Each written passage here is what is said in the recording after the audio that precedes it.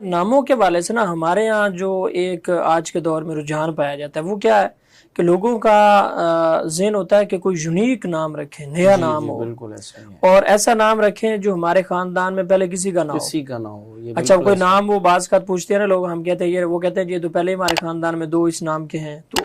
ذہن ہوتا ہے کہ کوئی ہم نیا نام رکھیں اور یونیک نام ہو ہمارے خاندان میں، کم از کم ہماری فیملی میں، خاندان میں کسی کا نہ ہو، ہٹ کے ہو ہیں۔ ہٹ کے ہو۔ پھر اس میں غلطی کیا کرتے ہیں، پھر وہ گوگل سے سرچ کرتے ہیں یونیک نام اور چیٹ جی پی ٹی سے اور ان چیزوں سے پوچھتے ہیں، تو پھر وہ بعض اوقات لڑکوں کے ایسے ایسے نام سننے کو ملتے ہیں یا لڑکیوں کے کہ جن کا کوئی معنی اور مفہوم نہیں ہوتا۔ تو بظاہر تو یہ ایک چھوٹی سی بات لگتی ہے کہ بس نام رکھنا ہے تو یہ ایک شناخت ہے، حالانکہ ایسا نہیں ہے۔